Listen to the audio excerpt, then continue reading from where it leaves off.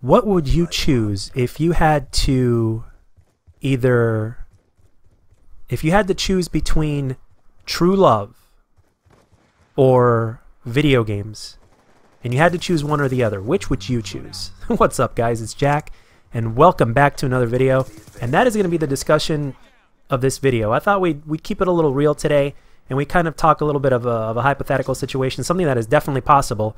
And if you're around my age, which is 32, and you grew up in the era that I grew up in the generation that I grew up in, and the way playing video games were perceived back then as opposed to now is basically like night and day at this point. A lot of it is because of popularity, as well as the fact that it's something that it's immensely profitable, whether you play professionally or casually. Games have gotten to a point right now, so they're taken very seriously in terms of money. So therefore, there are people out there, like for instance parents, that can't say much to their kids if they're making money off of playing video games, either through YouTube or professional gaming or whatever it is, competitive.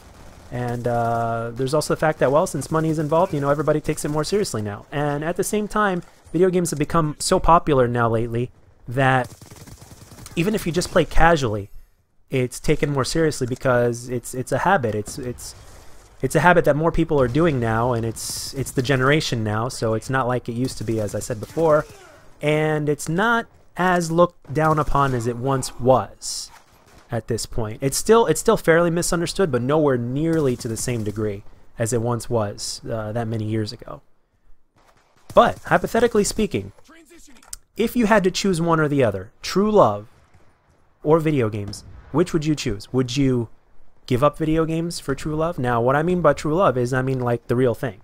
And unfortunately, in this day and age, even people that are married don't have true love.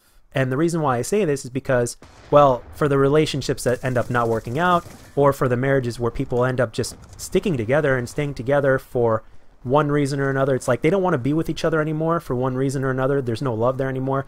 But sometimes they end up staying together because of their kids, and they don't want the divorce to have that kind of a negative impact on them, or whatever the reason may be. They're just sticking together. Some because they feel like they're forced, or they're too scared to say anything, or whatever the deal is, because of abusive reasons or whatever that is. But the thing is, hypothetically speaking, if you ended up finding that person that you knew absolutely without a shadow of a doubt, 100%, that they were perfect for you, you guys meshed well. Again, there's no such thing as a perfect 10 in general, but I do believe that there is a perfect person out there for you.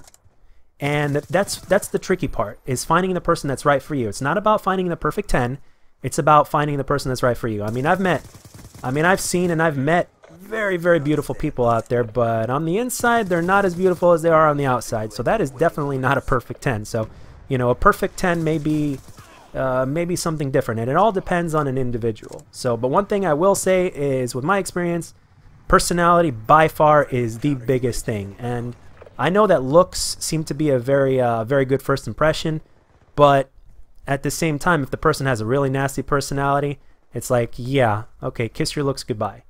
And as I've grown older, I've become a little bit more mature in that sense. And not only that, I actually prefer, not just from a mental standpoint, but from a physical standpoint, I actually prefer a woman that's like, let's say, a 7 or a 7.5 out of 10, whatever the hell that means. I'm just giving you guys a random number here. I'm just trying to say that looks-wise, I personally don't even prefer a perfect 10 anymore. And the thing is, even though there's no such thing as perfect 10, I don't, you know, she doesn't have to be a supermodel. She doesn't have to be perfect in that sense. You know, and I don't even want her to be perfect personality-wise either, because, you know, I'm not perfect either. So therefore, we will mesh better if we're both not perfect, so therefore we can improve each other. But I'm just giving you a little bit of insight of what I personally prefer, just to give you guys an example as well, just to kind of see where I'm getting at. But for that right person that's right for you, you know, that missing piece of your puzzle, the one that meshes perfectly, one that completes you, so to speak, as corny as that sounds. If you had to give up video games, which is something you're passionate about, right? It's been a habit for a long time, like me, for instance. Whether you're doing it casually or whether you're doing it professionally or competitively or whatever the deal is, you absolutely love doing it, right? Well, would you give it up for that one true piece of love that very few of us in this day and age have and get to experience? You know, that dream come true? So I thought this made a really interesting topic and a really interesting question. And the thing is, there are some people out there that are really divided in this. I mean, it's some people, I know some people are thinking, well, the perfect person for me wouldn't ask me to give up true love, or wouldn't ask me to give up my love of video games or whatnot. And the thing is, that's not exactly what I'm asking. I'm asking is, if you had to choose one or the other. I'm not saying that the person is asking you to give it up. And if it means that much to you, and if they're asking you to give it up, then it's obviously completely up to you whether or not that person is right for you. But if you had to make a choice, option A or option B, love, real, true love, as pure and as true as it gets, or video games, which would you choose? And I know a lot of you, obviously, that watch the channel and watch other channels out there absolutely love video games. And one thing that you hope for is that the person that you're with understands the fact that you love video games, and it's absolutely no threat to your relationship whatsoever. And you just hope that, you know, that they accept you, the fact that you love video games. And especially if you're around my age, you've ran into something like this before. So anyway, let it be known down in the comment section, guys and gals. Let me know, what would you choose and what's your opinion? And if there's anything further you guys want to add, please feel free to add it down in the comment section below.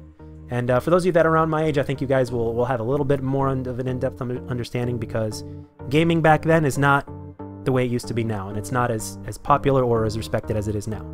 So anyway, with that being said, guys, I ran out of time here, and I really hope you enjoyed the video. I hope you found the gameplay and the commentary entertaining and interesting. And if you liked it, let me know. If you don't, let me know what I can do to make my future videos better, and I'll catch you guys on the next one.